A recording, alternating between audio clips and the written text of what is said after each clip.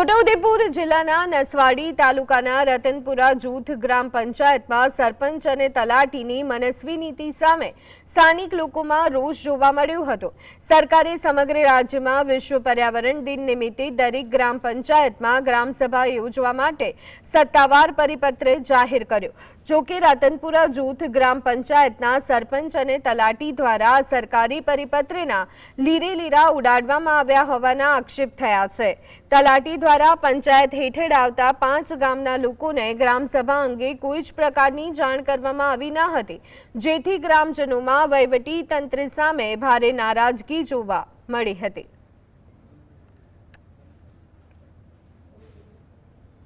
કોઈને ખબર નથી, સભ્યોને ખબર નથી, તેમજ ગામ લોકોને કોઈને ખબર નથી ને અમે છે ને પંચાયત ઓફિસે જ બેઠા છે અને પંચાયત ઓફિસમાં તાળા મારેલા છે।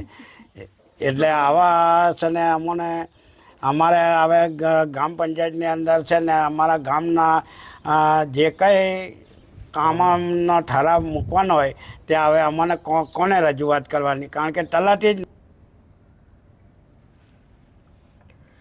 તો રતનપુરા જૂથ ગ્રામ પંચાયતની ગ્રામસભા ન યોજાતા રોષે ભરાયેલા ગ્રામજનો મોટી સંખ્યામાં ગ્રામ પંચાયત કચેરીએ પહોંચ્યા અને સરપંચ તેમજ તલાટી વિરુદ્ધ જોરદાર સૂત્રોચ્ચાર કર્યા। સ્થાનિક લોકોનો આક્ષેપ છે કે તેઓ ગ્રામસભામાં અનેક પ્રશ્નોની રજૂઆત કરવા માંગતા હતા, પરંતુ તલાટી અને સરપંચે બંધ બારણે માત્ર કાગળ પર જ ગ્રામસભા બતાવી દેવાનું કાવતરું રચ્યું।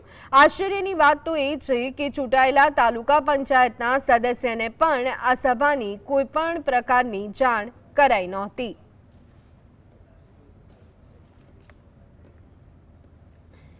નસવાડી તાલુકાના રતનપુરા ગ્રામ પંચાયતમાં 5 ગામોનો સમાવેશ છે। આપ તસવીરોમાં જોઈ રહ્યા છો રતનપુરા જૂથ ગ્રામ પંચાયત। રતનપુરા જૂથ ગ્રામ પંચાયતના ગ્રામજનો ગ્રામસભા માટે જાણકારી મળતા પહોંચ્યા હતા, પરંતુ તલાટીએ કોઈપણ જાણકારી ગ્રામજનોને આપી ન હતી। અહીંયા સવાલ ઉઠી રહ્યા છે, 5 ગામના લોકોની ગ્રામ પંચાયત છે, સૌથી મોટી ગ્રામ પંચાયત છે, ત્યારે ગ્રામસભામાં લોકો વાર્ષિક હિસાબો માંગતા હોય છે, નાણાકીય ક્યાં ખર્ચ કરવામાં આવ્યો તેનો હિસાબ માંગતા હોય છે, પરંતુ તલાટી ગ્રામસભા જ ના ભરી અને ગ્રામ પંચાયત કચેરીના તાળા જ ના ખોલ્યા, જેને લઈને લોકોમાં રોષ છે। એક તરફ વિશ્વ પર્યાવરણ દિવસ નિમિત્તે સરકાર સમગ્ર રાજ્યમાં ગ્રામસભા યોજી રહી છે, ત્યારે આ ગ્રામજનો ગ્રામસભાથી વંચિત રહ્યા છે। રફીક ધણીવાલા, GST।